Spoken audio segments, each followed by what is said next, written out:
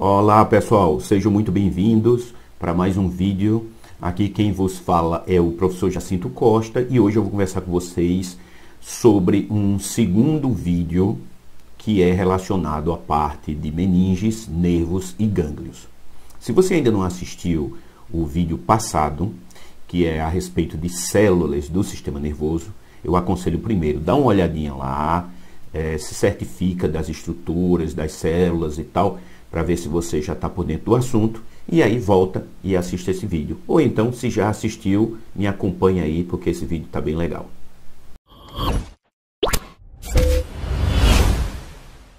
Bom, então vou começar com vocês aqui a respeito do sistema nervoso, e aí a gente vai começar dando um aspecto geral aí, algumas informações que eu acho que são úteis a respeito do sistema nervoso. Tá? Então eu começo falando aí sobre a estrutura principal, né, onde a gente tem aí cerebelo, né, o cérebro. O cerebelo a gente vai passar, deixa eu ativar aqui minha canetinha.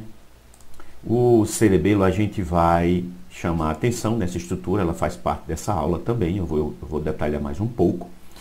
E algumas outras estruturas, como a medula, também vou chamar a atenção, porque faz parte do conteúdo e aí ele serve como base.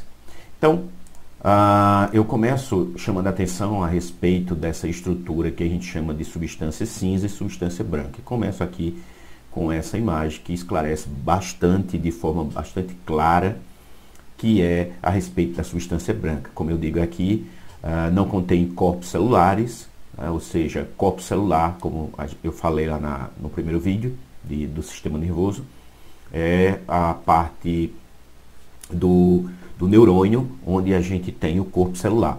Então essa parte está na massa cinzenta, né? E os axônios que estão aqui nessa parte inferior, eles são mielinizados e por isso é chamado de substância branca, porque fica com aspecto branco. Então quando se começou a estudar, se deu esse nome justamente por isso, né?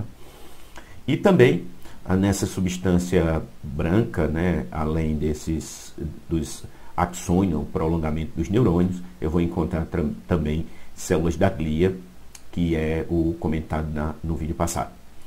E aí eu tenho essa estrutura bem caracterizada. Aqui eu mostro mais uma vez, chamo a atenção do cerebelo, que é alvo do nosso estudo também, além da substância cinza e a substância branca. E aí eu já trago logo uma preparação histológica, né, corada por hematoxilina e eosina, onde a gente pode observar nessa substância branca, além dos axônios, algumas células, né, que a gente chama de células da glia. Então, justamente o que eu já falei a respeito de astrócitos, oligodendrócitos, micróglia, né, e os axônios com as bainhas de mielina. Então é possível ver, e aí isso é um tipo de coloração que ela não é a ideal para você analisar essas células separadamente. O sistema nervoso, a gente precisa de colorações que tem uma utilização muito grande com a prata, né, que a gente chama coloração de base argênica. E aí a hematoxilina ela vai mostrar para a gente consegue ver os núcleos, né, como está apontado aqui, né, os núcleozinhos das micróglias, dos astrócitos, dos oligodendrócitos, né. Então a gente vê que por aqui dá até para ver uma diferençazinha, né, os astrócitos têm um núcleo mais aberto, uma cromatina mais aberta, né, e os oligodendrócitos ele pega mais coloração, fica mais escuro, são maiores, e a micróglia elas têm um aspecto mais fechado, fusiforme, ovalado, né, mais escuro. Aqui embaixo também está se mostrando, chamando a atenção, né, para os axônios que passam pela região, a parte da bainha de mielina, né? Então a gente pode pegar aqui uma representação e como se fosse um halo, como se estivesse vazio, né? Então, na realidade, é a preparação que a gente usa substâncias apolares como o xilol, e aí ele remove, né, essa gordura, que é bainha de mielina, é gordura, né? e fica aí como se fosse um espaço vazio. Há algumas ramificações a gente vê aí em rosa. No caso da substância cinzenta, o córtex, né, que a gente chama, a gente tem esse córtex que está sobre a superfície, né, do cérebro e do cerebelo. E aí a gente já sabe, como eu já falei, tem os corpos celulares, né, dos neurônios, tem células da glia, tem os prolongamentos dos neurônios. E aí, ó, tem esse esqueminha tirado lá do livro do Junqueira, mostrando, tá bem legal que ele mostra aqui a substância cinzenta, né, marcado aí no tom mais escuro, tanto no córtex cerebral como no cerebelo. Ó que legal. Então os dois estão na parte externa, estão na parte periférica. Só que quando a gente observa aqui a medula, né, a medula espinal ou espinhal, ela tem um inverso, né? A gente tem aqui parecendo a letra H, né? A substância cinzenta, estou marcando aqui para chamar a atenção, e ela está na parte interna, enquanto a parte externa está a substância branca. Então a gente é só pensar o seguinte: os axônios vão dar segmento pela medula, só que a gente sabe que na medula também tem neurônios. E aí esses neurônios representam, eles estão justamente localizados nessa parte cinzenta. E aí eu vou falar mais para frente, a gente tem uma conexão aí com neurônios motores, efetores, né, aferentes, eferentes. E aí eu vou falar mais detalhadamente para a gente entender como é que funciona esse mecanismo. Bom, e aí a gente pode observar aqui na substância cinzenta, quando a gente faz uma análise por camadas, né, uma maneira de se analisar isso, é possível classificar, né, 6 camadas pela forma e tamanho dos neurônios. Então, só para representar aqui, e aí eu venho novamente, chamo a atenção, ó, impregnação argênica, ou seja, prata, né? Então, a prata dá essa coloração escura, e aí veja como agora a gente consegue visualizar destacadamente, né, as ramificações, e com isso a gente pode até classificar e encontrar algumas estruturas e reconhecê-las. Então, foi o caso aqui dos neurônios piramidais, né, que estão aqui, ó, estão marcados aqui, bem escurinhos, dá para ver bem, ó, eles se ramificando, e algumas células da glia, né? Geralmente a gente tem aí, nesse formato mais ramificado, os astrócitos. Então, na substância cinzenta, como eu já falei, pericário, ou seja, o corpo neural, né? E algumas células da glia. Então, em A, a gente consegue visualizar aí, né, as estruturas, inclusive ele destaca bem aqui alguns capilares.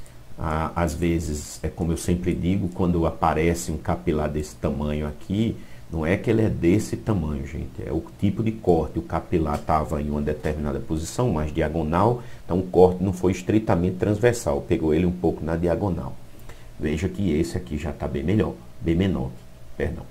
E aí, outro capilar aqui, tá vendo? E aí, tá se chamando a atenção que essa estrutura aqui, olha que interessante. Dá para ver uma tonalidadezinha um pouquinho mais escura, que seria a parte do citoplasma, e dá para ver um núcleo bem grandão aqui, ó, apontado na setinha, tem outro aqui, ó. Esse já não dá para ver muito a estrutura. Eu repito, não é uma coloração adequada, né, a hematoxilina e eosina. Então, por isso que a gente não vê detalhes. Mas, pelo menos, a gente está vendo aí os pericários, ou corpo, né, do neurônio. Na substância branca, que é aqui do lado, o que a gente vai ver, né? A gente pode ver os axônios, né, alguns núcleos de células da glia, geralmente oligodendrócitos, porque são eles que estão responsáveis em fazer a síntese, né, da baía de mielina. E aí veja só que a gente consegue ver agora claramente, né, onde passa os axônios, né?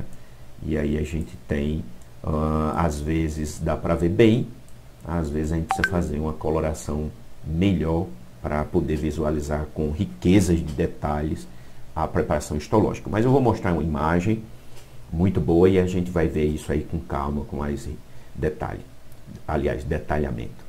Vamos lá. Então, ó, vou mostrar, aqui eu tenho uma preparação histológica, eu vou mostrar ela e vou mostrar uma onde a gente vai ampliar isso daí. Então, o que é que ele está chamando a atenção aí? O que a gente chama de a substância branca está marcado aqui, ó. Então, eu vou fazer um traço aqui só para vocês poderem destacar o que a gente chama de substância branca. Então, tá no miolo mesmo lá, né, do cerebelo. E esse traço aqui é quando a gente dá substância branca, ó, pegar o limite dela aqui. A gente passa por essa áreazinha mais escura e passa por essa outra área. Eles têm nome. Calma que eu vou falar. Então, a gente chama isso de substância cinzenta. Então, a substância cinzenta, apesar da coloração fazer como se a gente tivesse enganado, mas é justamente isso que dessa maneira que a gente classifica. Mas eu vou mostrar por que a gente chama de substância cinzenta essas duas faixas aí. Nessa imagem aqui, que é uma preparação de cerebelo, a gente vai observar por que esses folhetos do cerebelo, a gente tem nessa área aqui, pegando essa faixa mais clara e essa faixa mais escurinha, a gente chama isso de substância cinzenta. E esse miolo que está na parte mais interna de substância branca.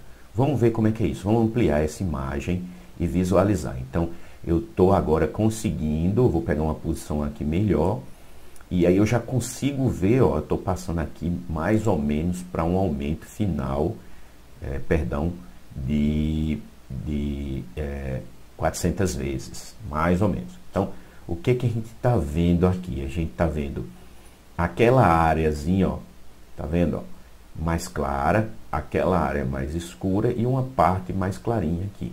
Então a gente já viu que essa parte com essa daqui tem o que a gente chama de substância cinzenta.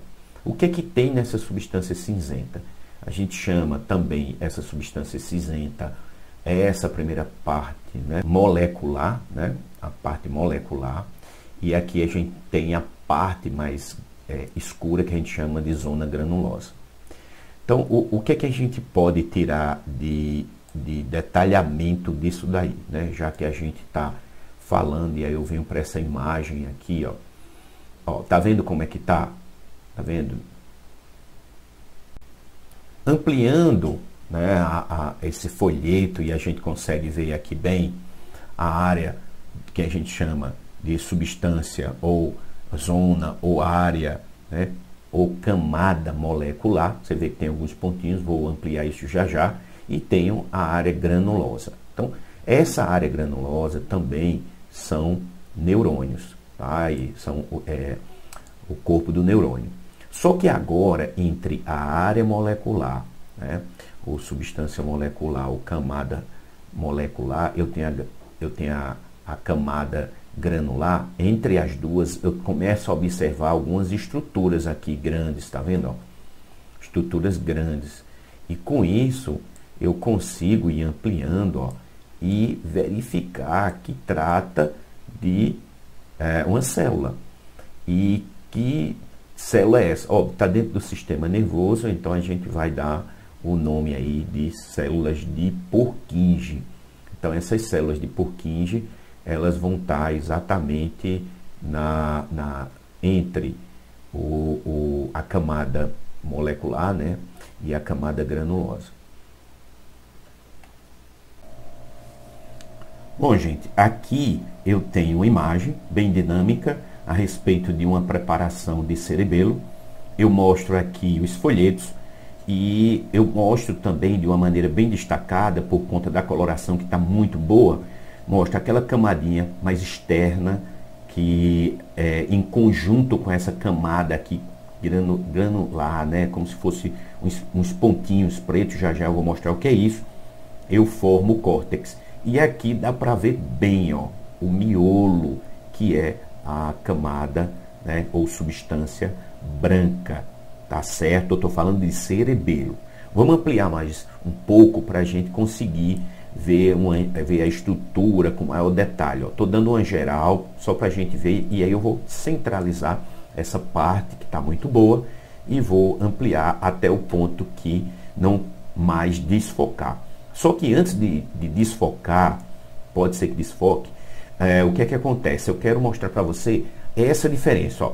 A gente está vendo como se fosse 2 faixas ou 3 faixas, mas a gente vai ampliando e vai ganhando, e isso é o que o microscópio faz, né?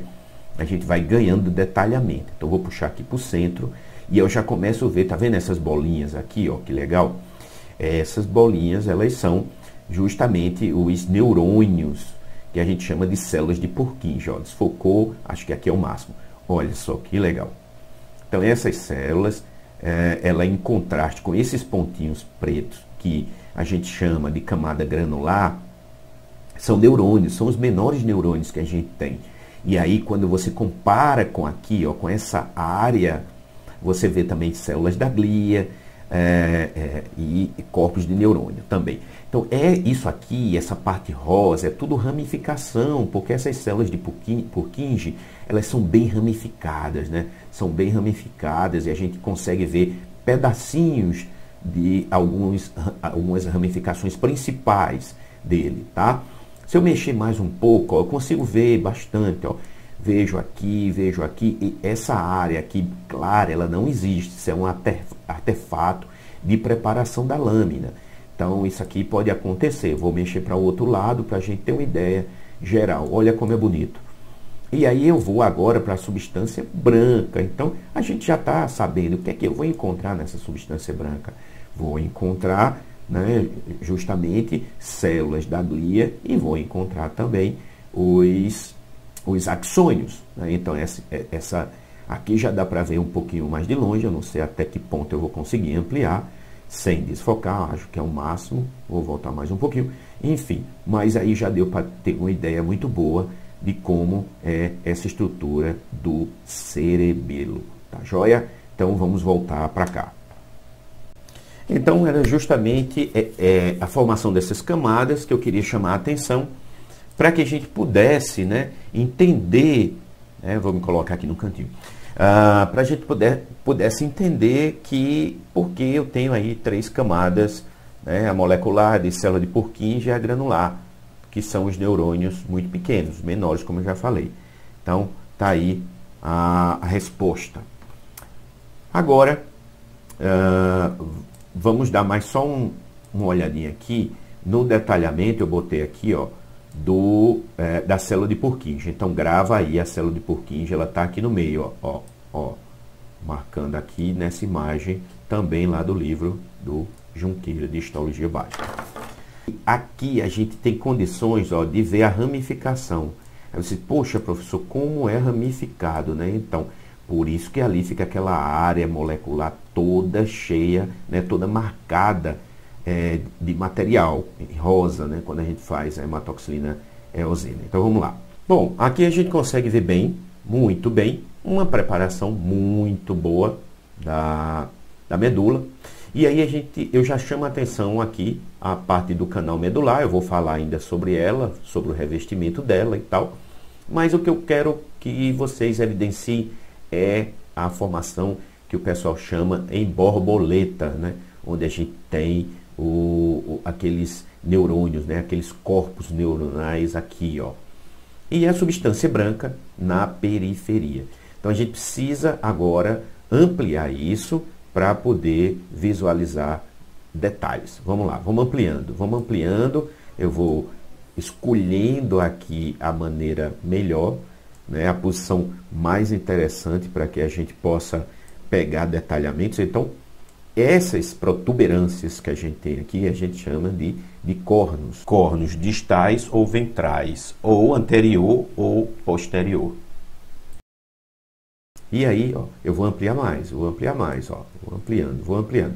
Então, aqui já deu para entender, né, que eu tenho uma área onde eu tenho como se fosse espaços, né? Agora ficou fácil, porque a gente já vem conversando sobre a questão da bainha de mielina. Então, se é substância branca, eu tenho que ter bainha de mielina. Tendo bainha de mielina, numa preparação histológica que eu uso substâncias apolares, eu vou diluir esse lipídio que está aí.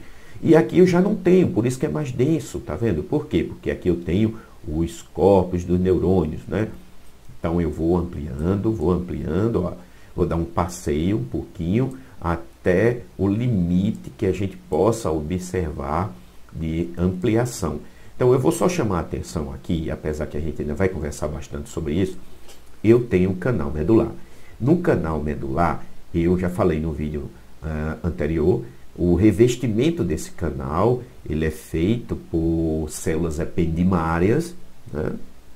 E a gente precisa muito dessa circulação também, né?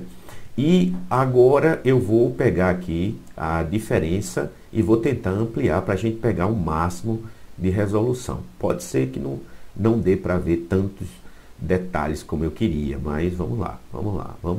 Estou ampliando. Olha só, que legal. Então, eu consigo ver aqui os espaços, né?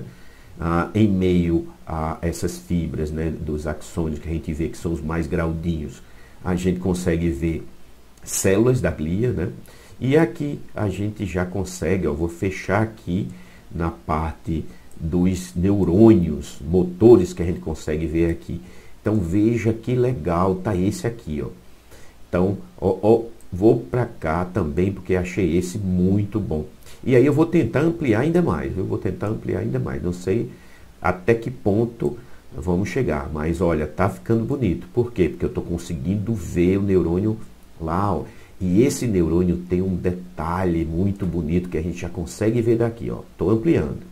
Cada vez mais a gente vai conseguindo ver mais detalhamento. Então, ó, tá vendo aquela pigmentação que a gente falou a respeito dos corpúsculos ou corpos de Nice, né? Esse a gente consegue ver bem o núcleo. Então tá um núcleo aqui grande, uma cromatina mais aberta, nucleolo, né? E os corpos de Nice, ou corpúsculos de Nice, e algumas ramificações. A gente não consegue ver tudo porque tá em alturas diferentes. Como eu sempre falo, a gente corta, fatia esse material. Então o que está mais alto ou mais baixo vai sair no corte anterior, no corte posterior. Olha que legal aqui. Então, ó, olha os espaços que a gente teria da substância branca, né?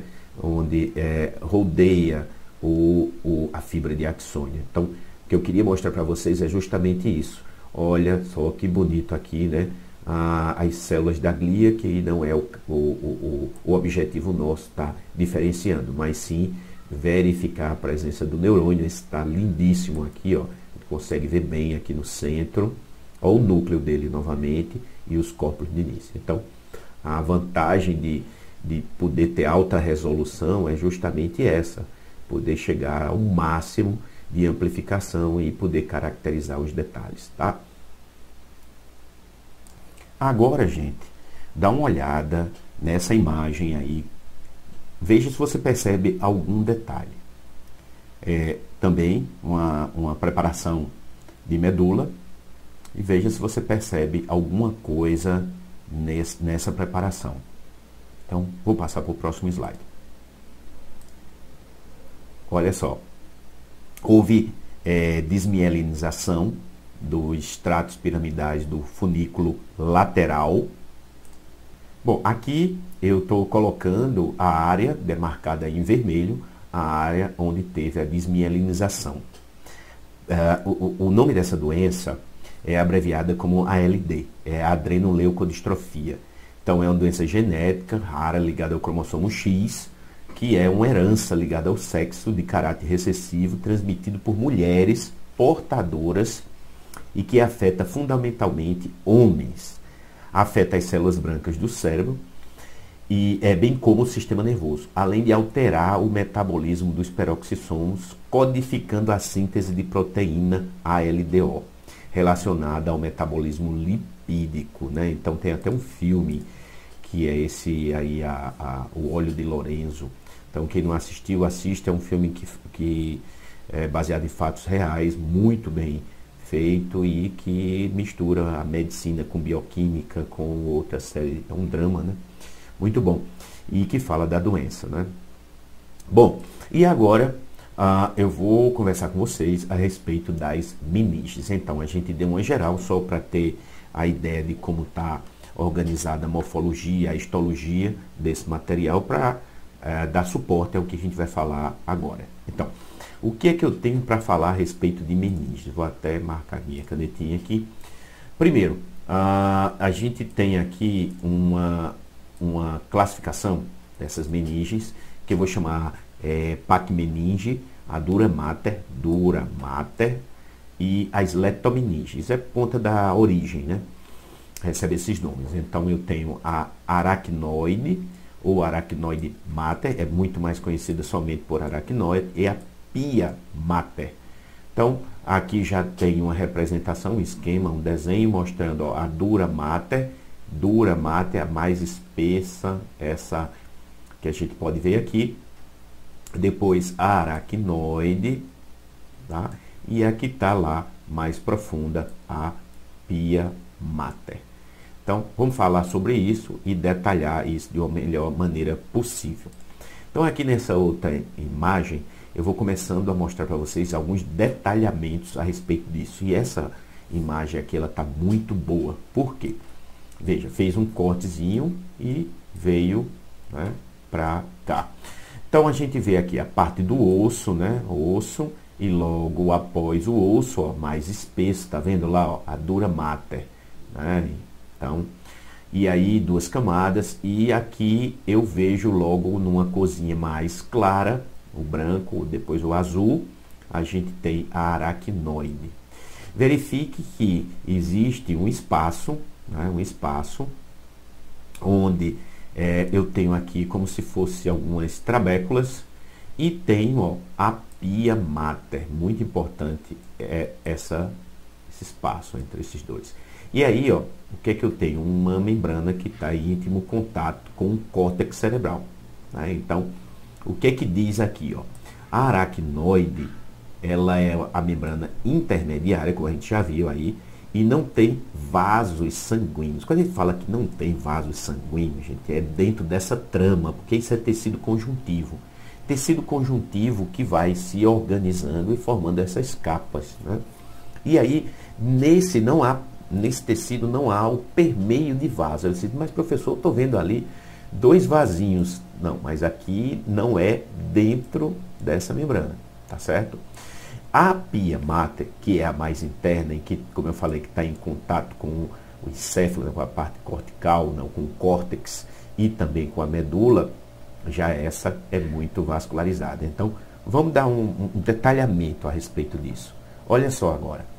Então, nesse desenho aqui está muito bom, porque ele vai mostrando as camadas, né? Pele, a aponeurose, aí depois periósteo, que a gente tem até vídeo falando aí de osso e ossificação, né?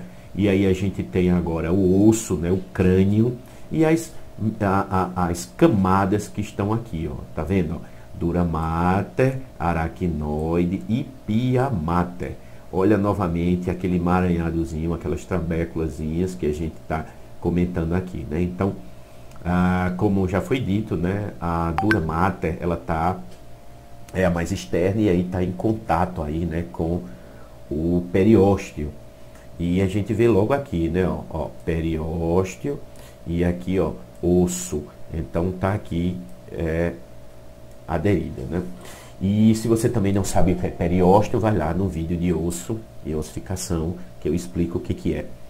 E na medula espinhal a gente tem a dura mater separada do periósteo, ó, dura mater separada do periósteo das vértebras, que a gente chama de espaço peridural, tá certo?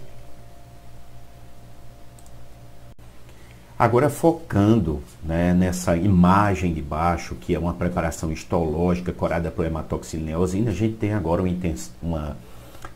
digamos, uma clareza melhor no que chama a atenção disso na vida real, como a gente brinca, né, quando está olhando, tipo, faz anatomia no livro, no boneco, e depois vai para o cadáver, faz vê a visão do desenho e depois vem na lâmina. Então é isso que eu quero dizer.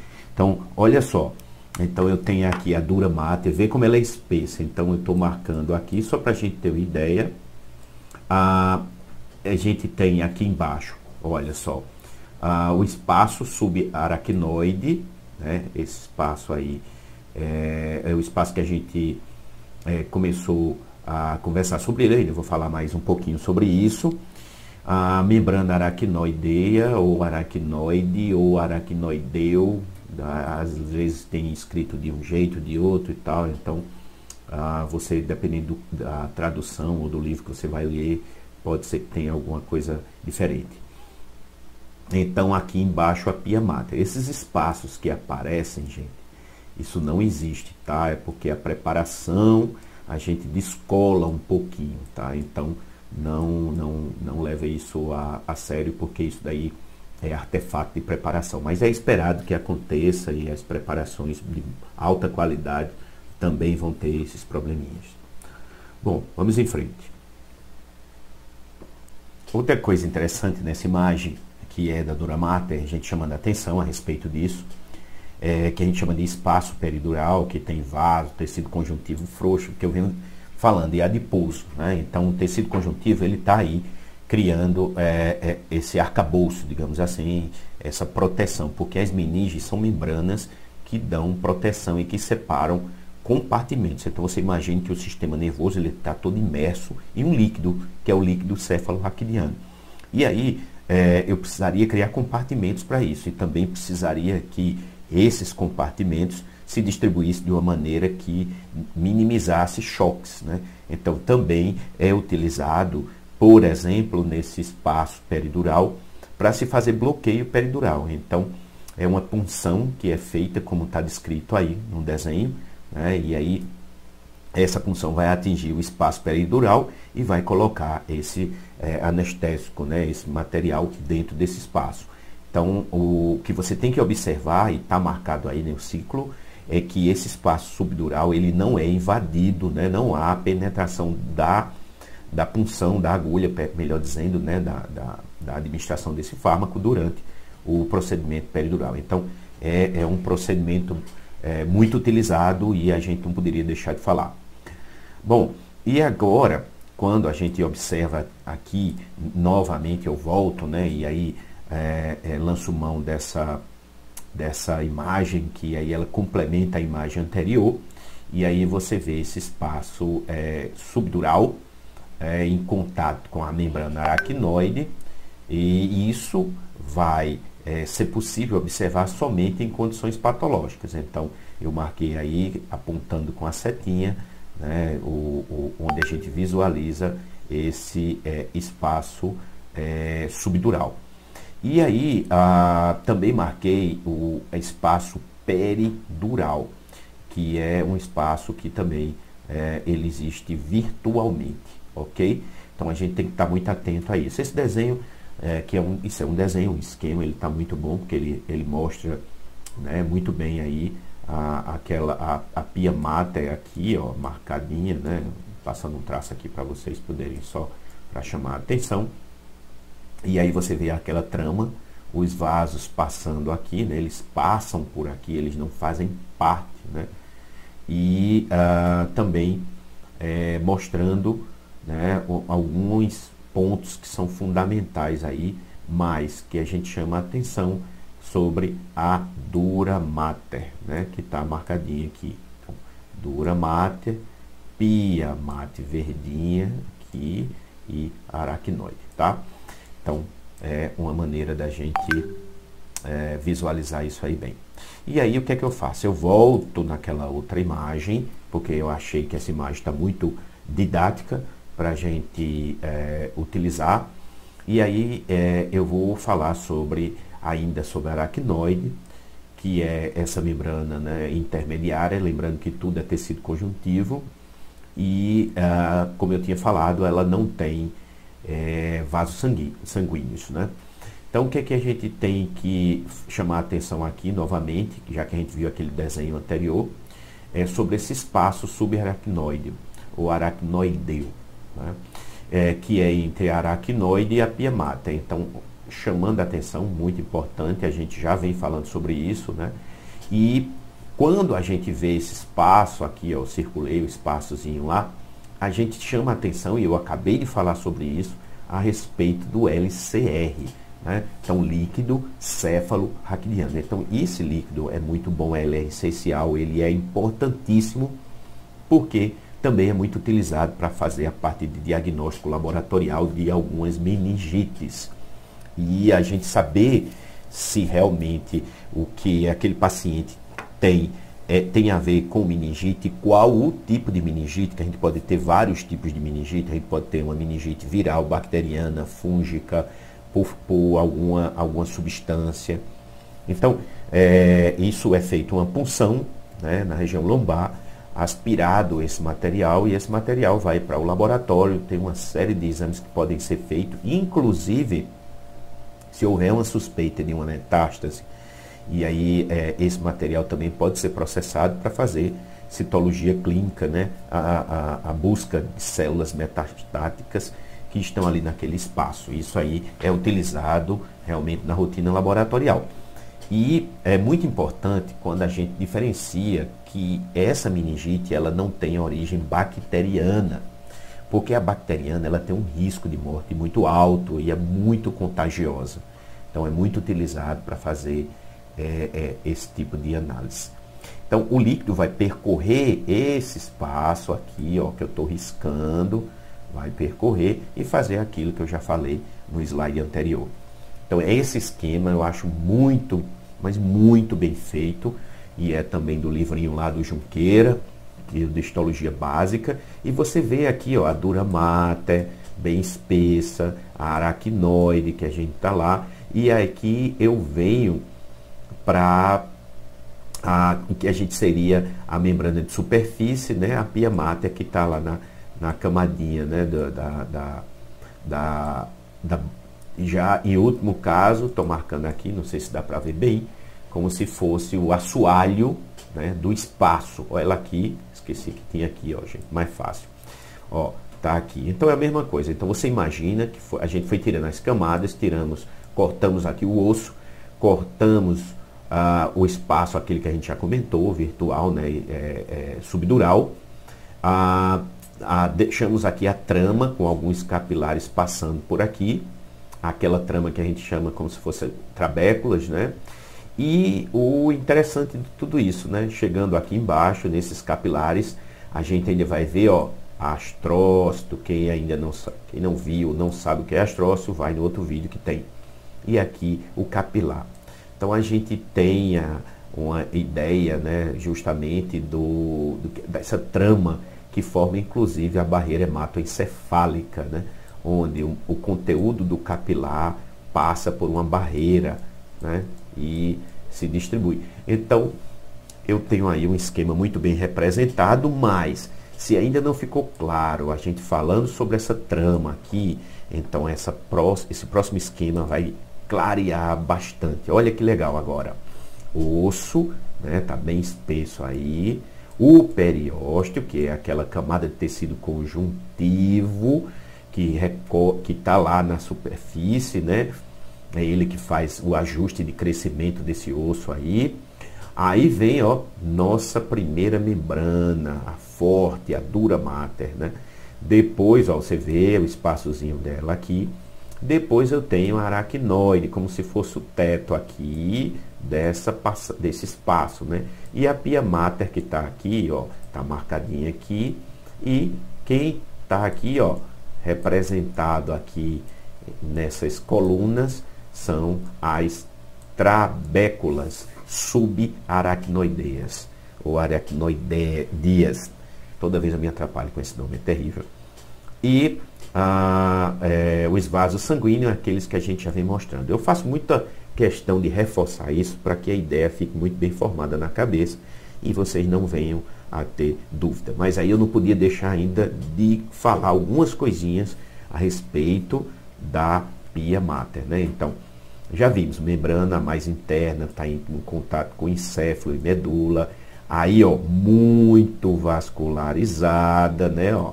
Ah, professor, mas é tão fininha. Então, para você ver, separada dos elementos nervosos pelos astrócitos, ó, astrócito, a gente viu naquela camada, eu vou voltar, ó que legal, tá lá, os astrócitos, tá vendo? Então volta para cá.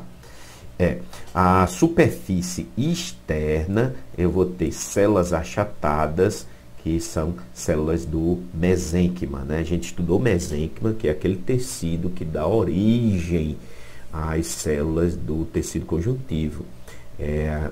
Vem lá do mesoderma, que é uma camada embrionária, né? A gente tem ecto e endoderme, e entre as duas a gente tem o mesoderma, que dá origem às células mesodérmicas, e aí vem o mesênquima, as células mesenquimais e tudo mais.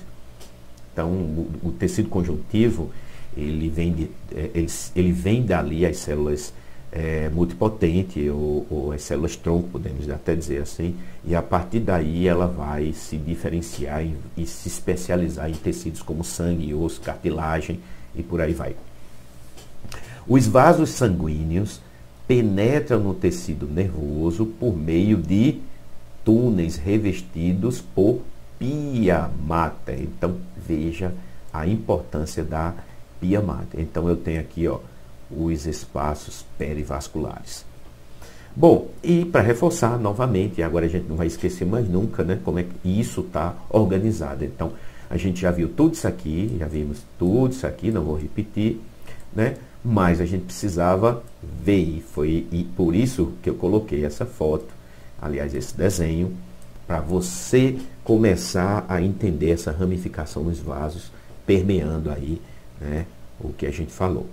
Porém, a gente não poderia passar batido e só ter falado pouquinho sobre LCR, porque tem muita coisa, apesar que esse vídeo não é para falar de LCR, de líquor, né, ou líquido cefaloraquidiano, mas a gente tem que entender bem, né? Então, a gente tem uma coisa chamada plexo coroide, né? Então, o que são esses plexos coroides, né? São dobras da pia mater, ó, pia mater, ricas em capilares. Veja como agora a gente está juntando tudo, parte a parte, né? Fenestrados, né? E dilatados, que fazem saliência para o interior dos ventrículos. Eu não vou entrar nesse detalhamento de ventrículo e tal, porque isso aí é coisa da turma da anatomia. Então, cada macaco no seu galho. E aí, o que é que acontece? Mas, de todo jeito, eu não posso deixar de fazer alguns comentários. Eu botei justamente aí os ventrículos encefálicos girando ali, só para a gente ter uma ideia, né? E aí, ó, o que é que a gente vê? Ventrículos laterais, lá no telencéfalo, o ventrículo, o terceiro ventrículo o diencéfalo e o quarto ventrículo no romencéfalo. Então, temos aqui um esqueminha, só para dar uma ilustrada e a gente entender um detalhe. Quando a gente fala em plexo, quando a gente fala em LCR, a gente não pode deixar de reforçar a pia mater, né, que a gente falou no slide anterior, ou seja, dobras, né? E aí a gente volta para cá e o que é que a gente tem que somar isso? Um epitélio, veja que aí como é interessante, né? Que é simples, ou seja, de uma camada só, é cúbico ou colunar. Então aqui nesse esqueminha, eu acho que está bem didático, né? Você tem o plexo coroide, o vaso que passa, né? Aqui os esqueminha como se fossem as hemácias, ó. E tá aqui as células ependimárias, né? Essas células vão fazer troca com esse capilar e aí elas vão poder adquirir material, né? E com isso fazer a produção de LCR, que vai ficar circulando. Então, essas células ependimárias, elas são as responsáveis por esse tipo de síntese, né? E aí, quando a gente olha aqui, ó, vê como tá bonito aqui, ó. Eu tenho todas as célulazinhas, é uma camada só, não é um epitélio simples que a gente falou, ó. Então, cerquei ele aqui. As células não são tão altas. Se a gente comparar, se você for lá no vídeo do tecido epitelial e pegar os tecidos epitelial colunar, cilíndrico, você vai ver que as células são bem mais compridas, né? Colunares, com o núcleo na base. E aqui você não tem isso, né? Apesar de ser uma célula de secreção. Então, esse LCR que a gente vem comentando aqui, né, e essas células têm tudo a ver com isso, ele vai fazer o quê? Ele vai circular, ou seja, pelas cavidades dos ventrículos, né, pelo canal da medula, e a gente falou que é lá que a gente faz essa punção lombar para poder obter material e daí fazer análise, no espaço subaracnoideu e perivasculares, né, aproximadamente 140 ml. Só que a gente precisa entender que aproximadamente são produzidos 500 ml diários disso daí, tanto produzido quanto reabsorvido, né? E aí, ó, a gente tem uma densidade desse líquor em torno de 1,004 a 0,08.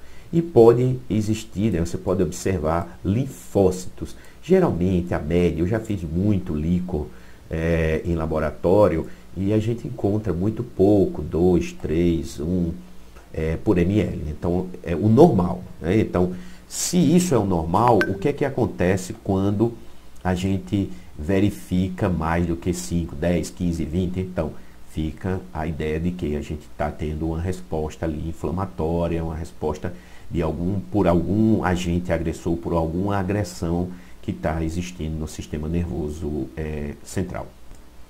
Bom, então, nessa outra parte que a gente vai complementar com essa aula voltada ao sistema nervoso e falando sobre membranas, meninges, a gente não poderia deixar de falar agora sobre nervos, gânglios e terminações nervosas. Então, eu estou dando foco na parte da histologia, então por isso eu limito algumas coisas a respeito de alguns vídeos que eu faço, né? Então, se a gente quer falar sobre histologia, então vamos falar sobre isso, já começando com essa foto, que também é lá do Junqueira, e ele foi, a coloração é de pararosalina e azul de toluidina, tá? Então, não é hematoxilina eosina, muita gente pergunta, mas não é. Então, ó, o que que a gente está vendo aqui? Então, a gente está trabalhando aí sistema nervoso periférico e nervos, ou seja, a gente sabe que existe o sistema nervoso central e as ramificações dele, que são os nervos, tá? Então, eu tenho o que? Nesses nervos, como é que eles estão organizados? Então, são feixes, né? Ou seja, se eu tenho feixes, eu tenho várias unidades de quê? De fibras nervosas agrupadas no sistema nervoso periférico. E aí eu posso ter associado a isso mielina, é óbvio, né? Porque mielina dá estabilidade, ajuda na condução do impulso nervoso, mas aí eu vou falar de morfologia, não vou me meter com físico. E a parte de colágeno que vai dar sustentação. Porém, eu também posso ter, né, essas fibras sem mielina, né? Então, os nervos são muito finos para chamar a atenção. Então, o que é que eu vou encontrar aqui? Por exemplo, eu estou falando aqui células de Schwann ou Schwann, né, como alguns gostam de chamar a atenção. Então, ó, se eu estou com uma setinha branca apontando para essas células de Schwann, isso está chamando a atenção por quê? Qual é a importância disso? A importância, gente, é que a gente sabe que quando está falando em nervos, a gente precisa, quando precisa de mielina, quem vai produzir são as células de Schwann, né? Então, por isso que ela está aí nessa parte periférica, né? Então, o que é que eu tenho aqui? Eu tenho tudo isso aqui, gente, são axônios, né? Tudo são axônios. E eu tenho voltei os axônios que podem ter mielina ou não. Então, ó, isso é um detalhe muito importante para a gente ter a segurança nesses nervos. Imagine que o nervo é como se fosse cabos de fios. Quando a gente tem cabos de fios, a gente não pode deixar passar a questão de interferências, né? Então, a gente precisa isolar. Então, o primeiro isolante que a gente já vem à cabeça seria a bainha de mielina, mas existem outros que vão dar sustentação, né? E aí eu tenho essas três coisas aqui. O epineuro, né? Epi, que significa um prefixo de capa, né? De superfície. o perineuro, peri na periferia, em volta, e o endoneuro, que está na parte interna. Então, olha, vê só. Então, esse tecido de sustentação, como eu falei, a epineuro é a camada fibrosa mais externa, e aí, por ser externa, é que recebe as maiores agressões. Então, eu devo ter o que, gente? Aqui, um tecido conjuntivo mais forte, por isso que eu tenho um tecido conjuntivo denso. Olha só. E aí, o perineuro tem várias camadas de células achatadas. Aí você já fica imaginando, essas células estão aonde, professor? Estão aonde? Onde é que a gente pode ver essas células, né? A gente já viu que quem constitui fibra, quem é que constitui fibra? Fibroblastos, né? E eles são o quê? Achatadinhos, eles são fusiformes. E aí eu tenho o endoneuro, que é um envoltório formado, né, de tecido conjuntivos, fibras reticulares. Não são tão parecidos como, por exemplo, quando a gente estuda músculo, né? Então a gente tem o mesmo sistema de tecido conjuntivo mais denso, formando, né, a parte mais externa, e é quase a mesma coisa, gente. É porque a gente precisa seccionar, a gente precisa organizar e a gente precisa dar sustentação. Então, por isso o tecido conjuntivo está aí para ajudar nesse processo. E quando a gente fala aqui que é tecido conjuntivo, e aqui a gente não chama mais assim, tecido conjuntivo denso, menos denso e tal, a gente vem para cá e chama de fibras reticulares. Por quê? Porque fibra reticular é um tipo de colágeno, e esse colágeno vai dar essa sustentação, é o suficiente para essa parte do sistema, né? E a gente está falando de uma estrutura que vai conduzir, né, impulsos. Agora olha nesse desenho, que aí a gente consegue agora de uma maneira mais clara chamar a atenção a alguns detalhes. Olha só, se eu tenho aquela parte interna que a gente viu lá, eu tenho, ó, internamente, ó, azulzinho, axônios, tá? E aí, ó, o que é que eu posso ver também aqui, ó? Que em meio aos axônios, sim, e aqui eu não falei, né? As células de Schwann, ou Schwann, que estão representadas com esse envoltório, tá? Elas estão aqui envolvendo para formar o que, ó? Em branquinho aqui, ó, a bainha de mielina. Então essa célula, ela está aqui, é tanto que você consegue ver o núcleo dela aqui, ó. Mas isso é um sistema, gente. A gente precisa de ter irrigação, a gente precisa de ter sangue passando por aí. Então, tanto eu vou ter aqui os capilares, que podem ser de o capilar arterial ou venoso, né? E aí, isso é um cortezinho daqui. Aí, o que é que a gente vem, ó? Agora sim, a gente entende melhor o epineuro. Olha lá como ele é espesso, tá vendo? Estou riscando aqui. O perineuro, ou seja, num feixe só, ou seja, todos os feixes epineuros, capa, fora. O perineuro, cada conjunto, e o endoneuro, né? Tá aqui, ó, marcando essa proteção criada aí nas fibras, né? Mas agora, ó, veja o esquema que agora a gente vai juntar tudo, né? Então a gente está falando aqui, ó, da estrutura perineuro, epineuro, endoneuro, tudo junto. Isso aqui eu não vou repetir, já falamos. Aí, olha só o que é que eu tenho aqui. Vamos olhar daqui, ó, medula espinhal. Então, na medula espinhal eu vou encontrar aquela parte cinzenta, ó. Olha a parte cinzenta. Veja o que é que tem nessa parte cinzenta. Olha só. Isso é o que? Interneurônio. Aquele neurônio que está entre um e outro. Exatamente. E aqui, ó, eu vou encontrar um sistema que eu vou pegar aqui o exemplo, ó, pele, né? E a pele, a gente sabe, ela é sensorial, a gente sente calor, frio e por aí vai, né? O tato, a parte áspera ou não, lisa, então, enfim, a pele tem essa sensibilidade. Então, a pele pega, né, e transmite esse tato, esse calor, essa sensação que tem, e aí isso vai via o que? Via o que? Axônio, né? E aí, nesse caso, eu estou vendo aqui um axônio que tem células de Schwann e tem mielina. Olha lá as camadas e mais camadas de mielina. Então, Isso vai dar muita proteção, estabilidade e uma condição muito boa, tá? Não vou falar de gânglio agora não, mas tem um gângliozinho aqui, sensorial, que vai receptar isso, vai mandar essa informação, e aí eu tenho, olha só que tem aqui, ó, outro neurônio, olha isso. Então, esse neurônio é chamado neurônio motor. Por quê? Porque, por exemplo, se eu sentir frio, eu posso mandar o impulso agora, ó, mando o impulso para quem? Para o músculo produzir calor. Se eu sentir que tem uma superfície que está tentando furar a minha pele, né, eu bati, eu vou puxar minha mão. Então, é justamente a sensação veio por aqui e voltou por aqui. Então, é muito importante a gente entender esse circuito.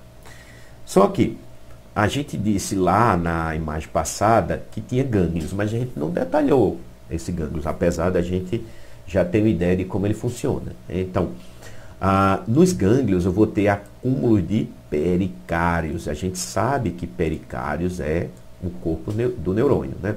Localizados fora do sistema nervoso central. Óbvio, a gente tem que ter uma certa autonomia para que outras coisas funcionem sem depender tudo da central, né? Então, eles são esféricos, estão encapsulados, e se estão em cápsulas, se estão protegidos, quem é que está na jogada? Cápsulas conjuntivas, ou seja, é tecido conjuntivo de novo, gente, é fibra, né? Associado aos nervos. Então, eles vão aparecer, né, no interior de certos órgãos, como, por exemplo, a parede do tubo digestivo, né, que a gente chama de gânglios intramurais, e eles podem ser sensoriais, ou seja, aferentes ou eferentes no sistema nervoso autônomo. E aí o que é que acontece? É aquilo que eu falei, né, a sensação de receber e de transmitir, tá? Então vamos lá. Vamos falar desses sujeitos aí. Então vamos falar desses sensoriais, de sentir. Então a gente também pode chamar de aferentes. Então o que é que acontece? Eu posso ter aqui os gânglios craniano e os gânglios espinhais. A minha língua de vez em quando trava.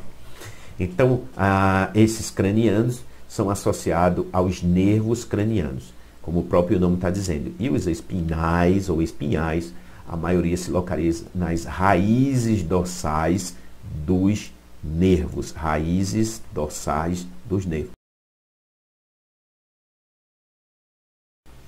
Cada um exibindo muitos corpos de Nice.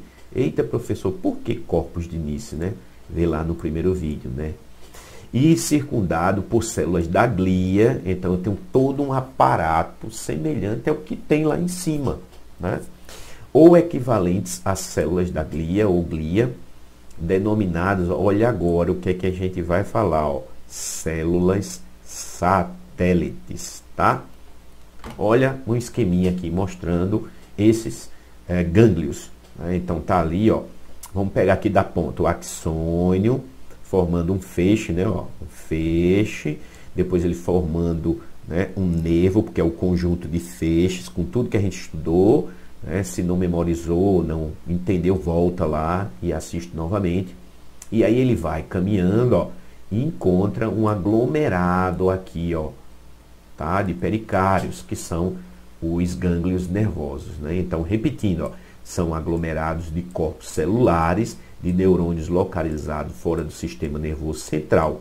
Os gânglios aparecem como pequenas dilatações em certos nervos, tá bom?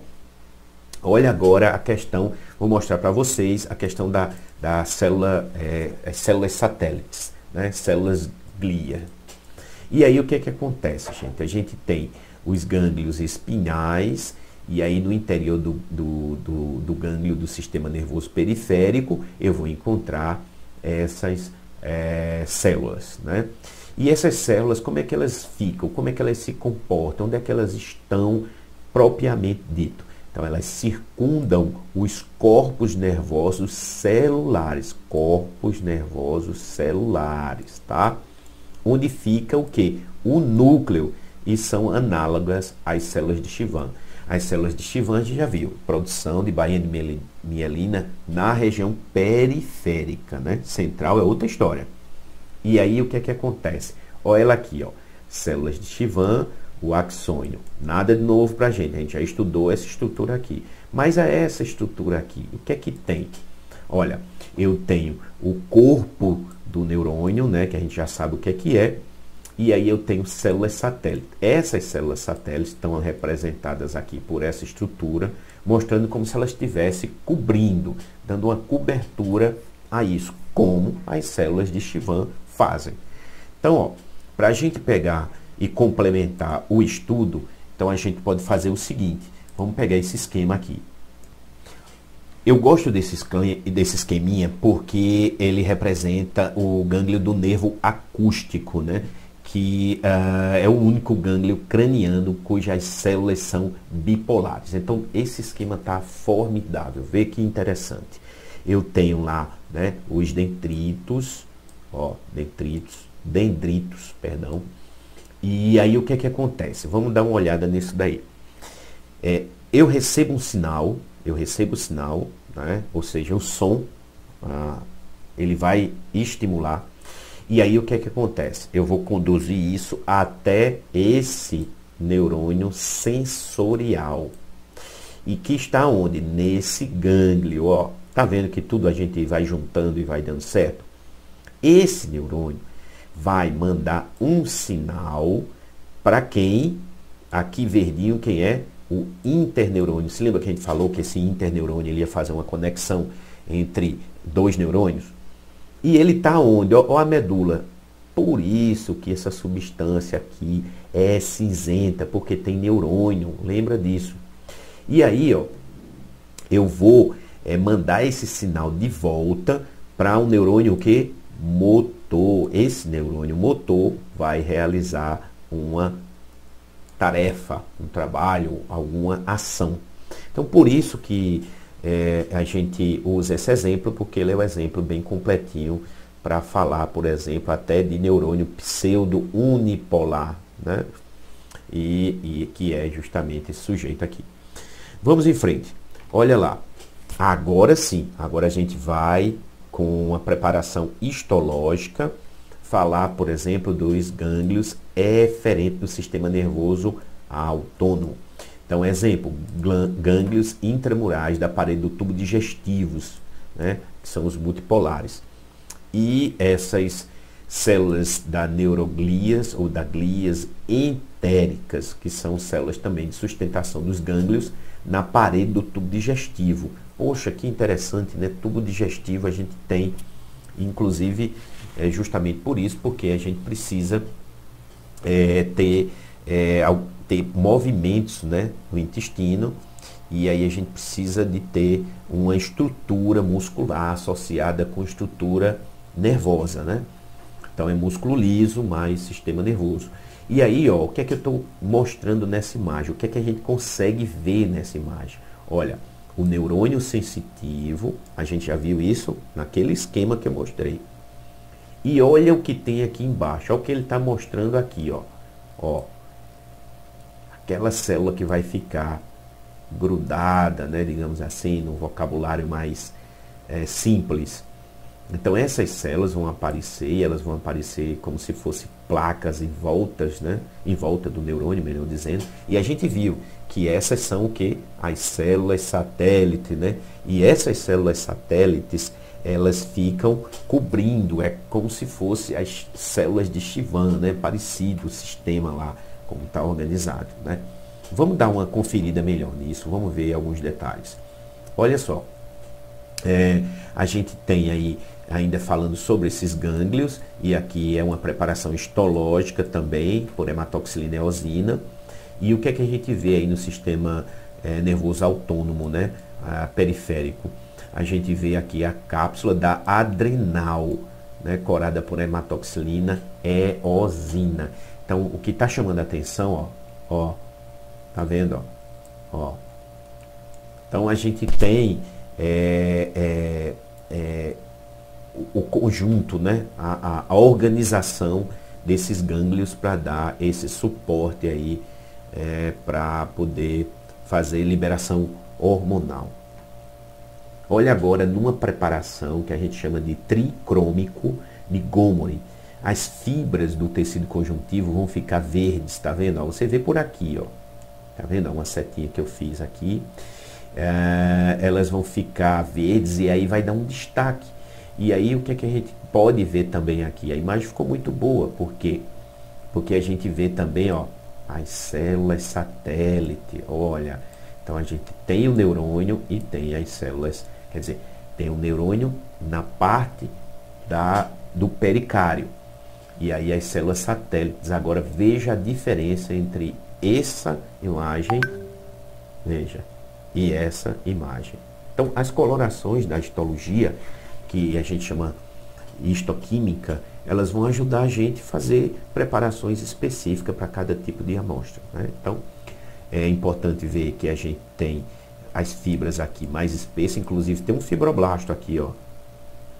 Essas fibras mais espessas de tecido conjuntivo, que é o epineuro, né, que está ali, e as fibras que estão mais para dentro, ó, que são fibras reticulares, que estão entre, né, dando essa sustentação entre as células, não é entre as células satélite, é entre, né, esse conjunto. Você tem o pericárdio, você tem as células satélite e você tem as fibras colágenas, né, que estão ali na parte externa, separando, isolando aquele sistema. E aqui, se você for lá no livro do Junqueira ou no livro de fisiologia, de neurofisiologia, você vai ver toda a divisão de como é composto isso aí. Então eu vou ter aqui a estrutura do sistema, né, nervoso, a parte da medula espinhal, e vou ter a inervação para cada órgão, né? Só que não é o alvo da gente, a gente precisa entender morfologia. E para finalizar, eu queria mostrar essa imagem e dizer que isso é você, é isso daí que alberga todo o seu raciocínio, seu pensamento, sua memória, tudo. Então você é resumido a isso daí. Você existe porque isso existe. Se não tiver isso, a gente não existe, tá certo?